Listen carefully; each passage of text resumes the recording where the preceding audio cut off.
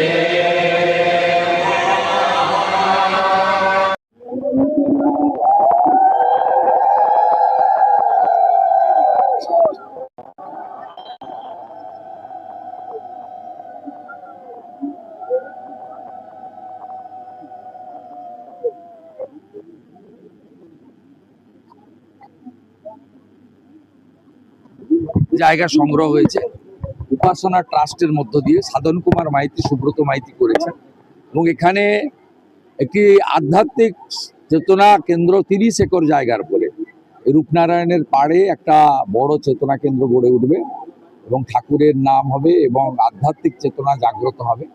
মূলত আমাদের সনাতনী সমাজ ঐক্যবদ্ধ হবে ঠাকুরকে সামনে।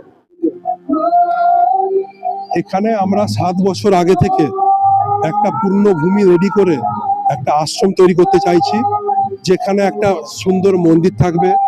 ভবিষ্যতে আমাদের উপাসনা গ্রুপের মাধ্যম দিয়ে আমরা একটা অনাথ আশ্রম, বৃদ্ধাশ্রম, একটা ফ্রি স্কুল এগুলো করব, যাতে মানুষের কিছু সেবা করতে পারে।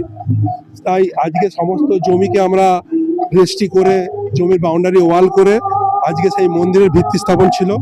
আমাদের সবার প্রিয় শুভেন্দু দা আজকে এসেছিলেন, ওনার মাধ্যমে এবং আমরা সবাই মিলে যত ভক্ত সমাগম হয়েছেন ওনাদের সবার আশীর্বাদ নিয়ে আজকে আমাদের মন্দিরের ভিত্তি স্থাপনের অনুষ্ঠানটা হয়।